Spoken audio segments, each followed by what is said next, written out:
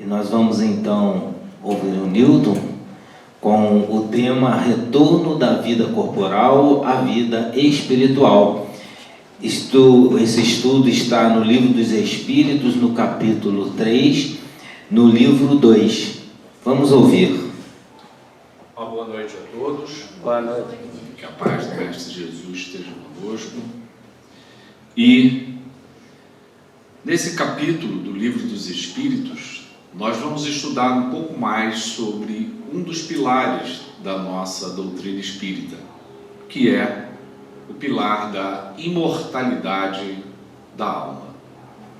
Nesse capítulo, nosso querido mestre Allan Kardec nos traz uma reflexão sobre a alma após a morte, a separação da alma e do corpo e a perturbação espiritual.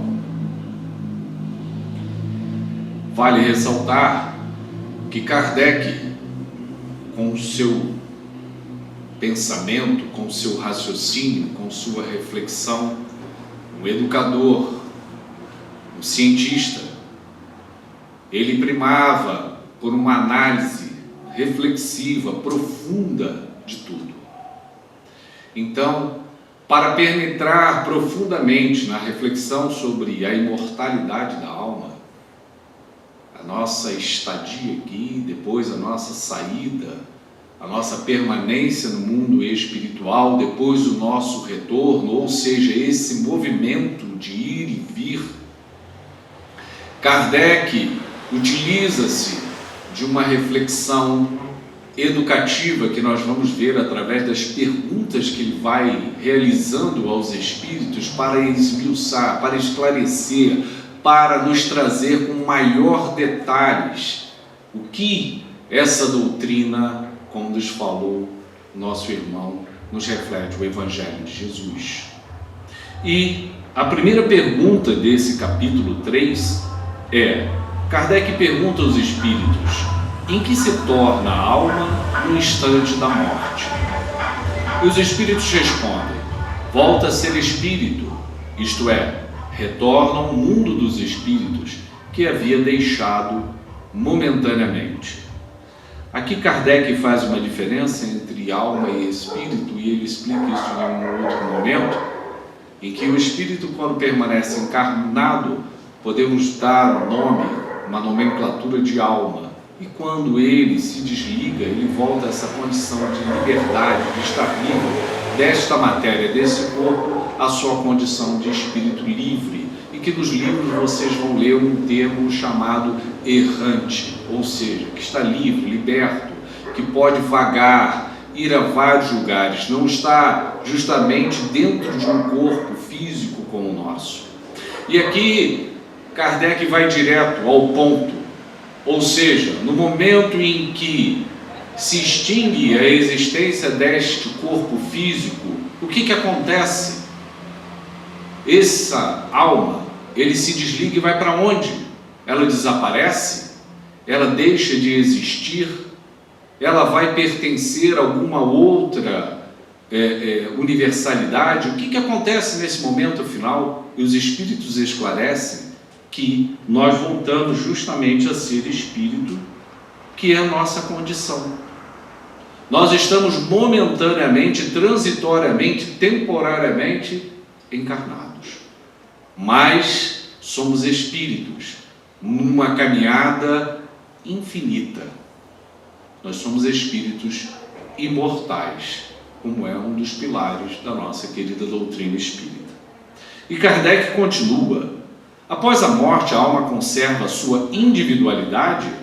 E os espíritos respondem: sim, jamais a perde. Que seria ela se não a conservasse? Por que Kardec pergunta isso? Por que ele precisa esclarecer para nós, todos que estamos lendo, que o espírito, quando ele se liberta do nosso corpo, ele mantém a identidade dele? Porque para muitas pessoas, nós, quando saímos desse corpo, nós perdemos a nossa identidade.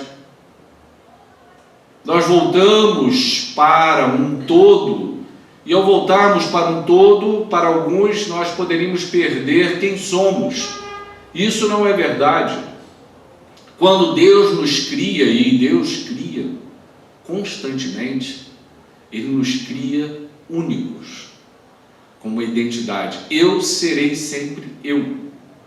Eu estou neste corpo hoje, mas numa próxima encarnação, nas próximas encarnações, eu estarei em novos corpos, que podem ser completamente diferentes, e serão deste que eu habito hoje. São veículos que nos ajudam a evoluir, a construir a nossa própria existência, a podermos enfrentar tudo que nós precisamos para nos melhorarmos. Então, quando nós saímos desse corpo, nós mantemos a nossa individualidade, mas nós pertencemos ao todo, mas nós sabemos quem nós somos. E Kardec continua: como a alma constata sua individualidade, uma vez que não tem mais o corpo material, e o espírito responde, ela tem ainda um fluido que lhe é próprio, aurido na atmosfera do seu planeta e que representa a aparência de sua última encarnação, seu perispírito. Repara, Kardec ele vai esmiuçando educativamente as perguntas. Como é que eu vou saber que eu sou eu depois que eu desencarno, se na verdade eu vou perder esse corpo? Em que eu vou me tornar, na verdade? O que eu vou ser? O meu corpo vai voltar para a Terra, eu vou perder essa forma e eu vou ser o quê? E aí o Espírito esclarece. Veja, nesse mundo, nesse planeta, nós temos uma estrutura que envolve o nosso corpo espiritual, o nosso espírito, chamado de perispírito. Cada planeta, cada mundo, o espírito se utiliza das substâncias próprias daquele planeta para a formação desse perispírito, que é esse envoltório que dá uma forma ao espírito. E aí o espírito diz, na verdade você vai reconhecer quem você é, porque você vai permanecer com a sua identidade e você vai conseguir se reconhecer dessa forma. As pessoas que têm uma mediunidade em que elas conseguem ver com olhos espirituais, elas identificam o espírito que está à volta. E esse espírito se apresenta da maneira em que o perispírito dele está moldado naquele momento. Ou seja, uma das características do nosso perispírito é a capacidade de moldar, uma plasticidade que ele tem. Conforme nós evoluímos, ele vai ficando mais etéreo, mais fluido, mais transparente, mais luminoso, mais vibrante.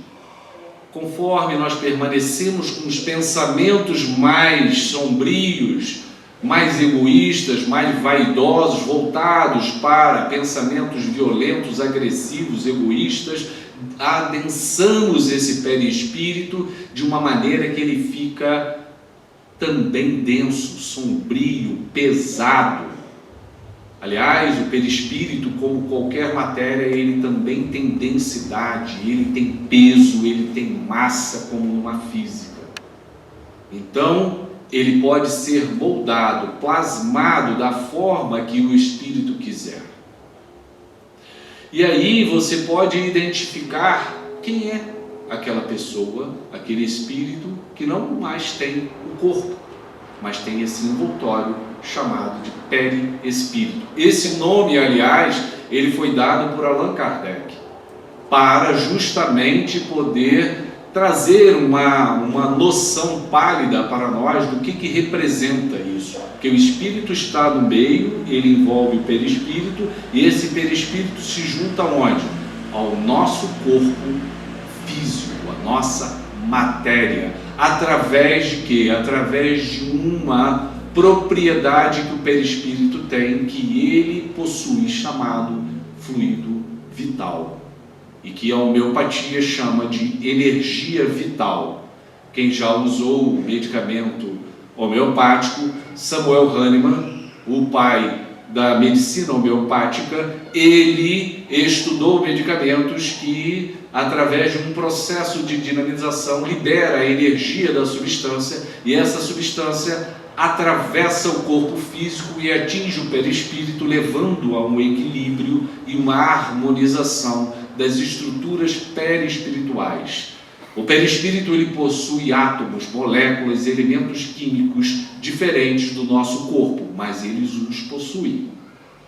E essa energia vital, compondo esse perispírito, se reequilibra, tem a possibilidade de se reequilibrar através da medicação homeopática. E Hahnemann, com a beleza e a profundidade do seu espírito, nos ensinou, nos deixou um legado enorme da homeopatia para que a gente pudesse utilizar para amenizar o nosso sofrimento, porque atua sobre o perispírito e dessa forma o perispírito atuando sobre o nosso corpo físico determina uma melhora do nosso corpo físico e assim ameniza, nos auxilia a nossa jornada. Bom, esse perispírito então, dotado de uma energia vital, de um fluido vital, ele se liga ao nosso corpo. Então vamos raciocinar. Perispírito possui ligações moleculares com o nosso corpo físico. Fiquemos com essa ideia para que nós possamos ir adiante no raciocínio do mestre Lyonês. E ele pergunta aos espíritos: a alma nada leva consigo deste mundo? Quantos de nós temos a ilusão de que ao desencarnarmos iremos levar alguma coisa desse mundo? E é uma grande ilusão, porque levamos a vida inteira acumulando muitas vezes bens materiais, beleza física, valores que são apenas transitórios neste mundo e que não têm nenhuma utilidade no mundo espiritual. É a grande ilusão que nós temos ao nós atravessarmos a nossa encarnação. E aí, Kardec vai ao ponto: a alma nada leva consigo deste mundo? E os espíritos respondem: nada. A não ser a lembrança, o desejo de ir para um mundo melhor. Essa lembrança é cheia de doçura ou de amargor, conforme o emprego que haja feito da vida. Quanto mais pura for, tanto melhor compreenderá a futilidade do que deixa na terra. Isso é um raciocínio que a gente precisa entender. É óbvio que os valores aqui não são os valores materiais. Os espíritos nos demonstram que o que nós vamos levar para o outro momento da nossa existência são os valores espirituais, é a nossa moral, é o quanto nós tivermos nos melhorado enquanto seres espirituais, o quanto nós tivermos avançado no enfrentamento do nosso egoísmo, da nossa vaidade, do nosso ciúmes, da nossa inveja, da nossa raiva, da nossa cólera, vingança. Nós somos essas sombras todas. Enquanto nós não enfrentarmos essa situação, nós não vamos nos libertar das correntes que nos prendem. E Kardec, com sua mente aberta, brilhante e luminosa, avançava a passos largos em direção a uma reflexão muito maior sobre a nossa existência, nos mostrando que precisamos ver os verdadeiros valores da existência do ser, que não é a materialidade. Não levamos nada: roupa, carro, casa, dinheiro, aplicações, ações, beleza física. Não levamos nada. Levamos aquilo de bom ou de amargo, de doce ou o fel que tenhamos construído na nossa própria existência. É o que nós levaremos. Por isso, nós precisamos estar refletindo diariamente sobre quem somos. Não o que o outro é, mas o que somos, o que estamos construindo para nós mesmos. Quem estamos nos transformando em seres melhores nessa existência ou não? Porque no momento da separação do nosso espírito, enquanto encarnado, para o outro plano, para outra dimensão, nenhum milagre acontecerá. O que acontece é apenas a mudança daquele momento. Deixamos o corpo, mas somos os mesmos. Bons ou ruins, doces ou amargos, seremos esse ser que tenhamos construído ao longo dessa existência. E o mestre Lyonês continua: Que pensar da opinião dos que dizem que após a morte a alma retorna ao todo universal? É aquele pensamento que eu falei sobre o pensamento de que muitos acreditam que quando nós nos libertamos desse corpo, nós retornamos a um todo universal e perdemos a nossa identidade, a nossa individualidade. Não, não é assim. E Kardec nos mostrou e provou isso através de todas as manifestações mediúnicas que aconteciam e que ele, dedicadamente, ao longo de anos, registrava dia e noite para nos deixar essas informações. Quantas manifestações Kardec registrou, anotou sobre a vida além deste momento. E ali nós vamos ver a individualidade de cada espírito. Se nós formos no livro O Céu e o Inferno, que é uma das obras básicas da doutrina espírita, nós vamos ver que na parte final nós temos um relato extensivo de vários espíritos ali, registrados pelo mestre, dizendo-nos sobre a vida deles no mundo espiritual. Os felizes, os que estão em desesperos, os suicidas, aqueles que estão medianamente melhorando. Aqui nós temos relatos de cada pessoa, de cada ser. Então, nós mantemos a nossa individualidade depois que nós desencarnamos. E Kardec, ele continua um item bastante importante, que é sobre a separação da alma e do corpo. Ele pergunta aos espíritos: é dolorosa a separação da alma e do corpo? Repare, essa pergunta ela é muito central da nossa existência. Todos nós, em algum momento da nossa vida, pensamos o seguinte, e a gente escuta isso das pessoas: eu não me importo em adoecer, eu não me importo em morrer, eu só não quero sofrer na hora da morte. A gente escuta isso. Eu, na minha profissão, escuto isso a todo momento. Eu não quero sofrer na hora da morte. O que nos traz é que o momento da separação do nosso espírito do corpo é que haja uma dor naquele momento. A gente tem essa sensação, a gente tem essa percepção se isso vai acontecer. E aí os espíritos respondem para Kardec: não. É dolorosa a separação? Os espíritos dizem: não, não é.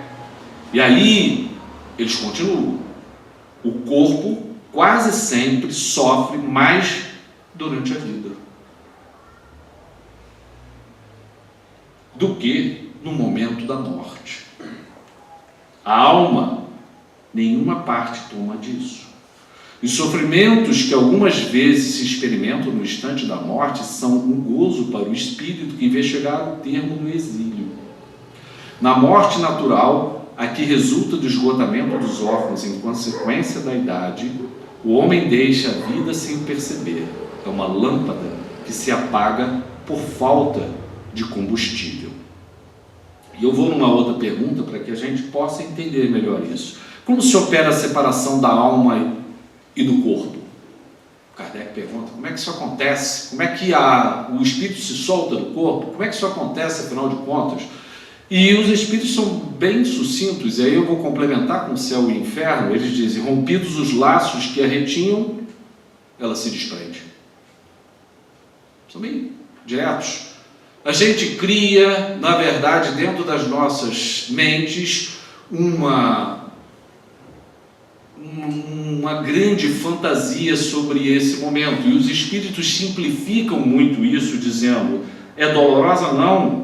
Muitos de nós sofremos muito mais no corpo enquanto estamos encarnados dentro dele. E tememos a morte. Mas ao longo da vida a gente já sofreu uma série de questões que doeram no nosso corpo. Já sofremos isso. E a gente está com medo do desenlace que vai nos lançar para um momento de libertação do nosso corpo. É um momento de liberdade, de nos sentirmos livres. Mas aí Kardec, ele complementa no Céu e no Inferno, num capítulo que tem chamado O Passamento. que ele diz assim no item 4: a extinção da vida orgânica acarreta a separação da alma em consequência do rompimento do laço fluídico que a une ao corpo, mas essa separação nunca é brusca. O que significa? Que quando nós estamos nesse momento, ou seja, que o corpo ele para de funcionar, meu coração parou de bater, eu para a vida aqui, eu morri, meu corpo morreu, meu espírito já saiu, já se desligou de uma forma brusca, abrupta, que nem você abriu uma gaiola e saiu passarinho voando. Os espíritos dizem que não é assim, não é brusco, não é de repente que isso acontece. E ele explica: o fluido perispiritual só pouco a pouco se desprende de todos os órgãos, de sorte que a separação só é completa e absoluta quando não mais reste um átomo do perispírito ligado a uma molécula do corpo. A sensação dolorosa da alma por ocasião da morte está na razão direta da soma dos pontos de contato existentes entre o corpo e o perispírito, e por conseguinte também da maior ou menor dificuldade que apresenta o rompimento. Não é preciso, portanto, dizer que, conforme as circunstâncias, a morte pode ser mais ou menos penosa. Estas circunstâncias é que nos cumpre examinar. Aqui, Kardec, no Céu e Inferno, ele vai esmiuçar, e os espíritos, como acontece esse momento. Repara, vamos para duas situações. Uma situação em que nós vamos envelhecendo, e nesse processo de envelhecimento, o que acontece? Esse fluido vital que eu comentei, essa energia vital que nós temos, é a energia, é o combustível que a divindade nos fornece para que a gente viva o tempo necessário nessa encarnação.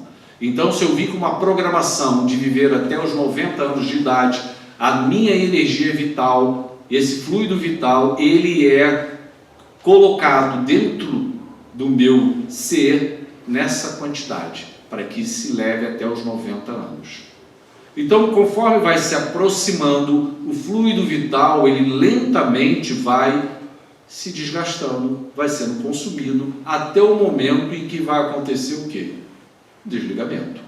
Então é um processo lento, é como se você lentamente fosse apagando uma vela. Você tem uma vela e ela vai sendo consumida gradativamente, você vai envelhecendo, a energia vai sendo consumida até o momento que o combustível termina e você se desliga, você se desprende. Agora vamos imaginar uma outra situação, que não é uma situação voltada para a lei divina, ou seja, quando eu cometo suicídio. Quando eu cometo suicídio, eu estou cometendo uma atitude que é contra a lei divina, porque na verdade eu vim, por exemplo, com uma programação de viver 80 anos e aos 20 eu não suporto a minha existência e acho que através do suicídio eu estarei resolvendo a minha vida, mas nós sabemos que eu não estarei resolvendo. Eu simplesmente vou adiar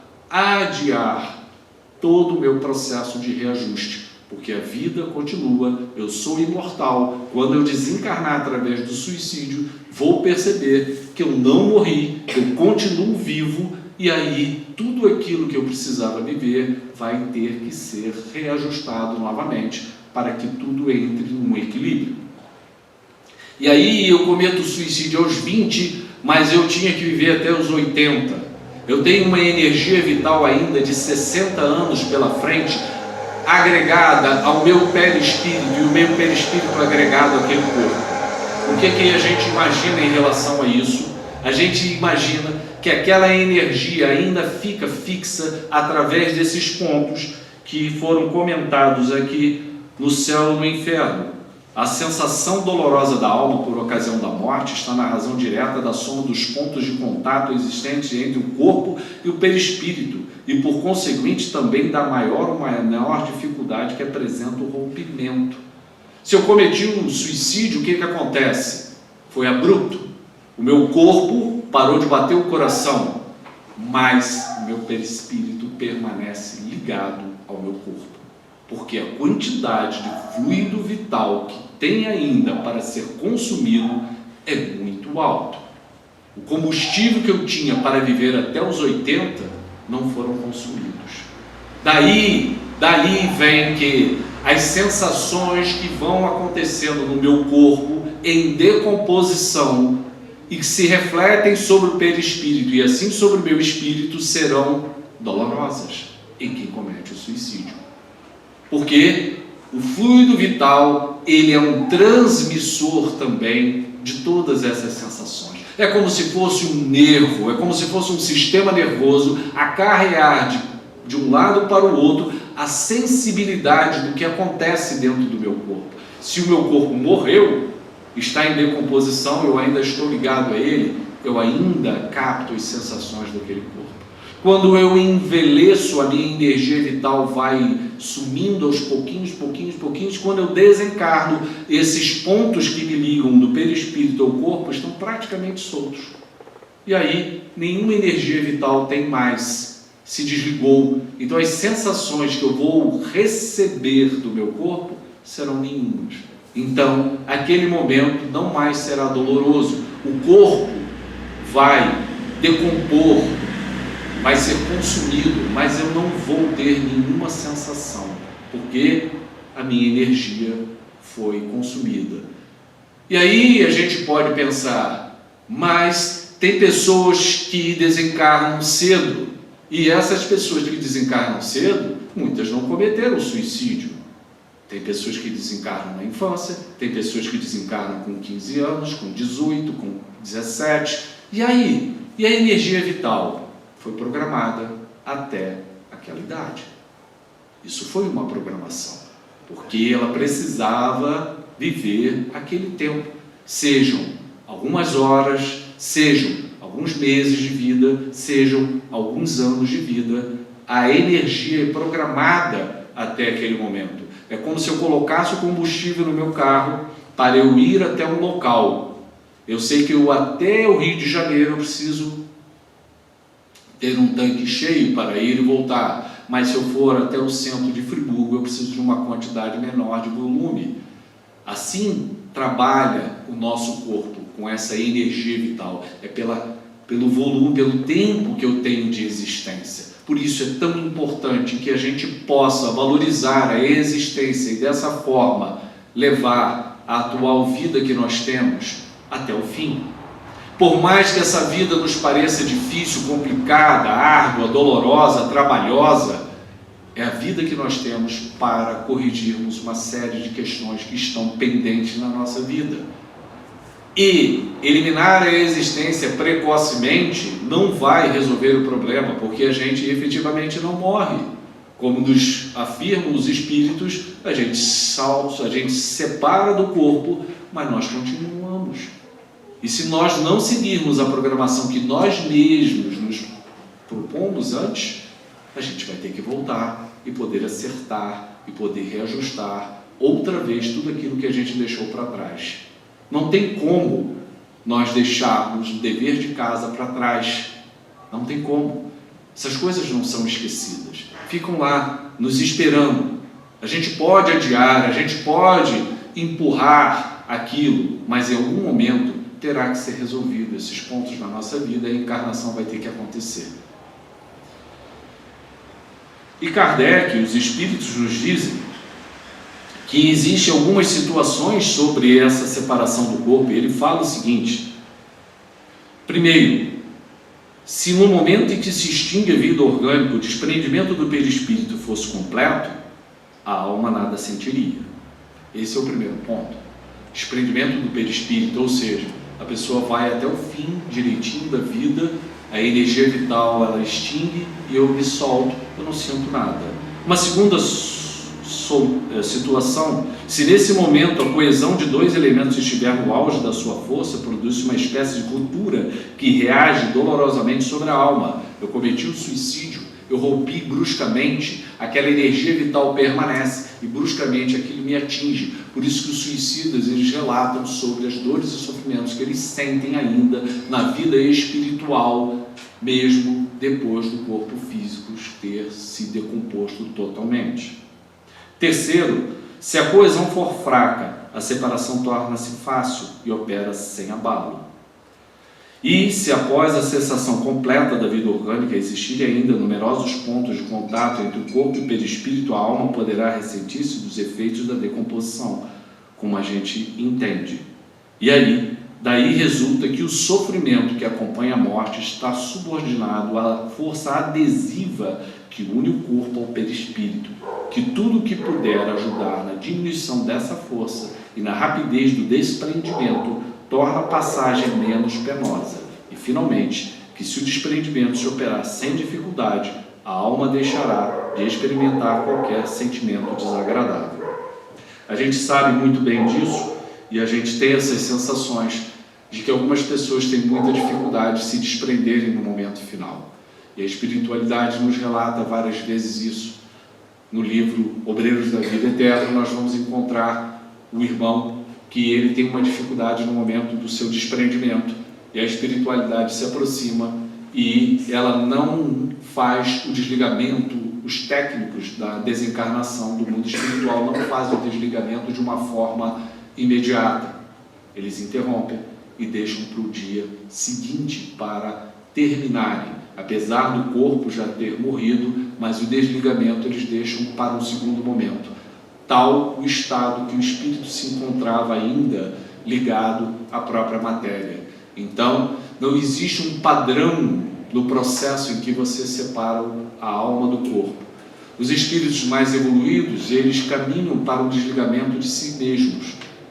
Não precisam nem dos técnicos do mundo espiritual para o fazê-lo. Eles vão e eles mesmos se desligam do próprio corpo. Mas isso aí já é um estágio de evolução completamente diferente. Nós ainda precisamos do auxílio desses técnicos para irem gradativamente nos libertando, soltando essas amarras que nos prendem ainda ao corpo.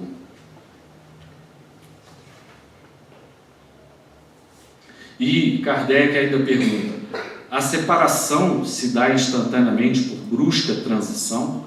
Haverá uma linha de demarcação claramente traçada entre a vida e a morte? E aí a gente viu pelaquela leitura que esse momento da separação, ela não tem uma linha demarcada. Existe uma possibilidade enorme naquele instante do que vai acontecer ali. Pode ser adiado o momento em que vai haver o desenlace, por assim dizer, né? Soltando-se essas amarras todas ali, aquilo pode ser adiado, aquilo pode ser feito pelo próprio espírito. Existe uma variabilidade muito grande que é determinada pelo mundo espiritual para que isso aconteça. Tem uma pergunta que eu acho muito importante, que Kardec já naquele momento parece que ele já percebia o futuro dessas questões. A separação definitiva da alma e do corpo pode ocorrer antes da cessação completa da vida orgânica? Entenderam a pergunta? Olha, a separação definitiva da alma e do corpo pode ocorrer antes da cessação completa da vida orgânica? O que significa? O espírito ele pode sair antes do corpo parar de funcionar?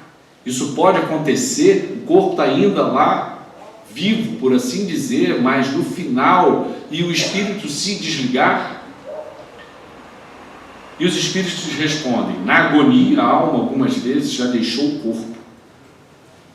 Nada mais há que a vida orgânica. O homem não tem mais consciência de si mesmo e, no entanto, ainda lhe resta um sopro de vida. O corpo é uma máquina que o coração põe em movimento. Existe enquanto o coração faz circular o sangue nas veias e para isso não precisa da alma. Então, por aqui a gente pode entender que em algumas situações o espírito pode se retirar do corpo e o corpo ainda está numa agonia, num final. Tem alguns relatos dentro da espiritualidade em que nos dizem que isso pode acontecer nesse momento final, a saída do espírito antes do corpo poder se parar de funcionar. Um tempo atrás, bastante tempo atrás, quando Chico Xavier ainda estava encarnado, um casal, eles sofreram um acidente e o carro começou a pegar fogo. Pai e mãe se retiraram. Não conseguiram tirar os 2 filhos, o carro pegou fogo e diante dele as crianças foram carbonizadas. Imagina o drama, o sofrimento desses 2 pais diante daquela situação. Chico Xavier ainda estava encarnado, eles procuraram Chico Xavier, e Chico Xavier trouxe um consolo para eles, que também eram espíritas, dizendo que no momento em que esse acidente iria acontecer, e isso já estava programado, Dr. Bezerra de Menezes e mais um espírito já estavam lá no local, e antes que essa explosão acontecesse, antes que essa carbonização das crianças acontecesse, por merecimento daqueles 2 espíritos que eram as crianças, eles foram removidos antes, desligados antes da explosão. Mas repara, a gente pode perguntar, mas e se aquele espírito que está encarnado tiver que passar por aquela prova, naquele momento, aquela expiação de ser queimado naquela situação? Isso pode acontecer? Sim. Muito frequentemente isso acontece, em que você precisa atravessar uma situação difícil dessa. Aí o espírito vai ser retirado antes? Não vai. Porque isso é um planejamento reencarnatório daquele espírito. Ele deverá passar por aquela situação. Mas existem circunstâncias em que isso pode acontecer. Há relatos também que durante aquelas situações dos circos romanos, em que os judeus, os cristãos eram devorados pelos leões, e que muitos espíritos, antes daquele momento dramático de serem queimados, ou aquele momento de serem devorados, por merecimento, eles eram retirados também antes daquele sacrifício ali final. Muitos aconteceram isso e outros também não aconteceram isso. Depende desse planejamento. Aí, nós podemos, através dessa pergunta de Kardec, levarmos o nosso pensamento mais adiante, porque naquele tempo não havia isso. E hoje, já há alguns anos, nós temos uma situação que é justamente a doação de órgãos. E a doação de órgãos é um processo em que depende de uma situação em que há a ciência envolvida nisso, porque você precisa ter uma morte encefálica naquele momento, mas você precisa ainda ter uns órgãos viáveis para aquilo que possa acontecer. E aí a gente fica pensando nessa pergunta de Kardec sobre a questão de que naquele momento muitos espíritos permanecem com o corpo, podem permanecer com o corpo ainda naquela condição de vida, mas serem desligados e oferecerem de uma forma caridosa órgãos seus para outros irmãos que assim precisem.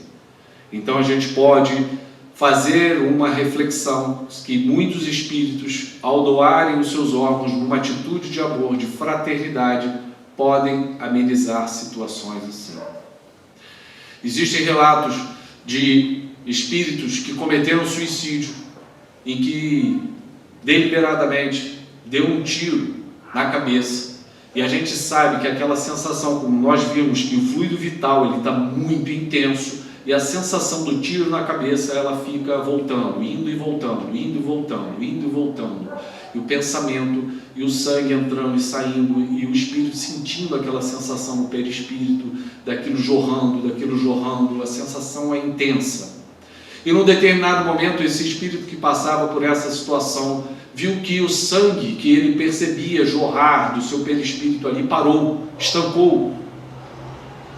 E a explicação veio depois. Aquele ser que havia dado um tiro na própria cabeça para cometer o suicídio, havia em vida doado os próprios órgãos. E no momento em que ele cometeu o suicídio, os órgãos foram removidos e foram colocados em outras pessoas. E aqueles que receberam o órgão dele, em oração, agradeciam a Deus terem recebido aqueles órgãos. E naquele momento, houve parcialmente um alívio daquela dor, daquele sofrimento, daquele ser que atravessava aquilo.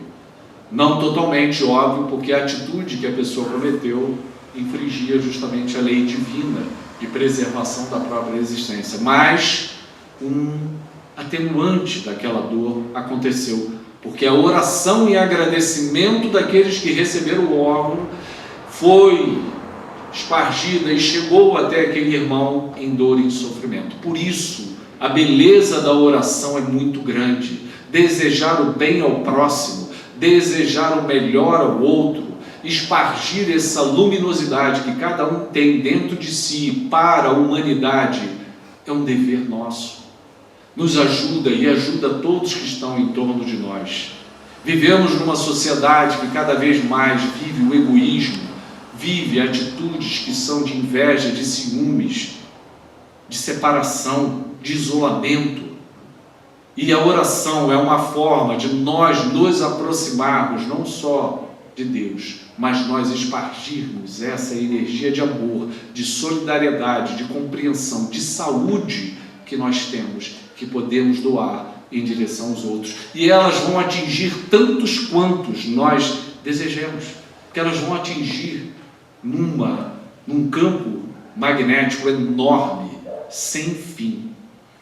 Jesus, quando encarnou, ele nos deixou todo esse legado. Ele nos deixou tudo isso e que até hoje vibra dentro de nós. A energia de Jesus é tão forte que até hoje, mais de 2000 anos depois, nós ainda falamos dele, nós ainda nos emocionamos, nós vibramos e nós ainda temos ele como nosso modelo, nosso guia para seguirmos adiante. Então aquela energia emanada por toda a vida messiânica do Mestre, ainda hoje atua sobre cada um de nós. Na sequência,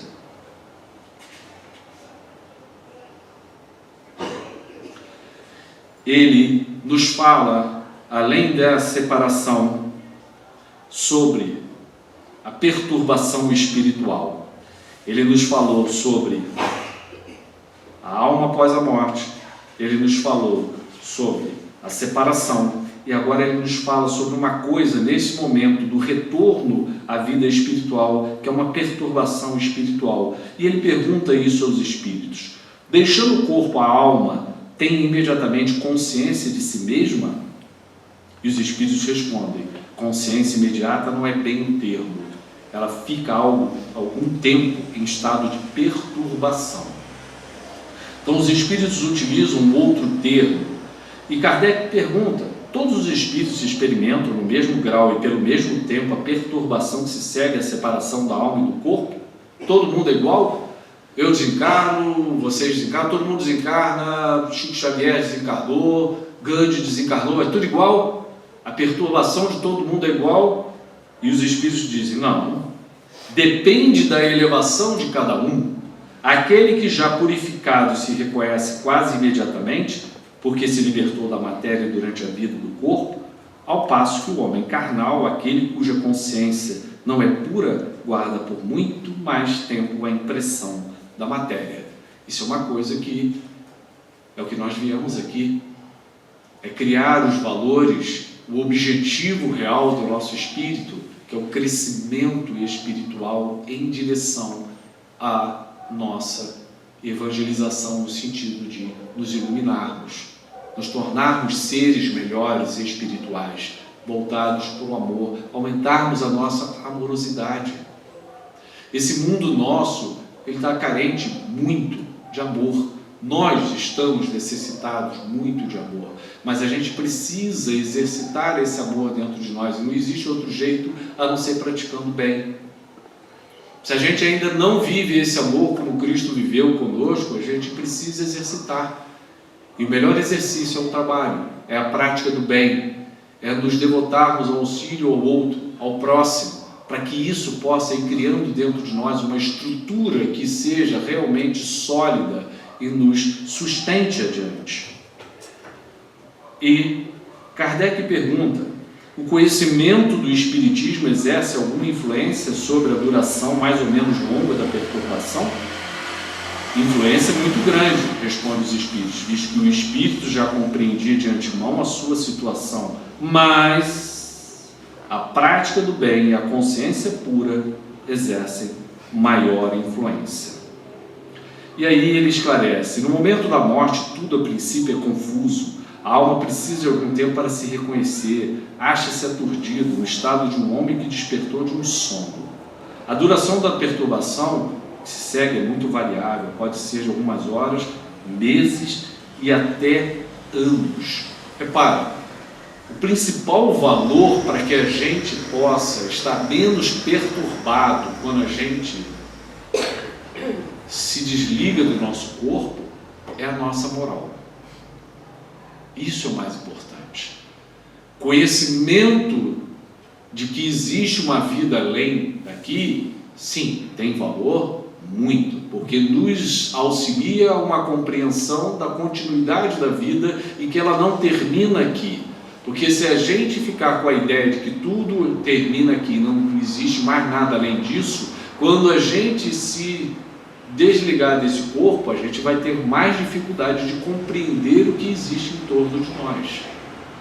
Facilita você ter esse conhecimento, facilita você acreditar nisso, facilita para que você siga adiante. Mas esse não é o ponto principal do momento da nossa desencarnação. O ponto principal é o quanto eu melhorei enquanto espírito. O que eu fiz de mudanças efetivas na minha existência? Eu realmente trabalhei para me melhorar? Ou eu fiquei envolvido com as questões materiais desse mundo, me iludi com o brilho que esse mundo me oferece e achei que isso aí era o sentido da vida? E aí, quando eu desencarno, eu percebo que nada levo e que tudo que eu achei que tinha valor não tem.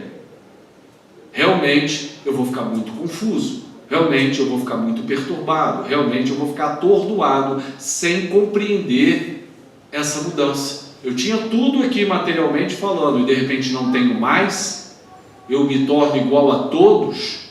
Como é que pode? Se de repente eu tinha uma posição social, se eu tinha dinheiro, se eu tinha posses, se eu tinha beleza física e de repente quando eu passo para o outro lado, não tenho mais nada disso.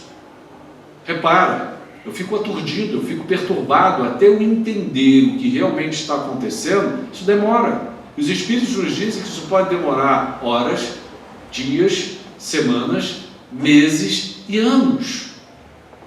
Quantos espíritos de reuniões mediúnicas se manifestam falando que já estão nessas condições há 100 anos, 200 anos, e que ao serem interpelados com uma conversa amorosa, fraterna, no sentido de auxiliá-lo a despertar diante daquela situação, eles se mostram muitas vezes surpresos diante daquela situação. Como?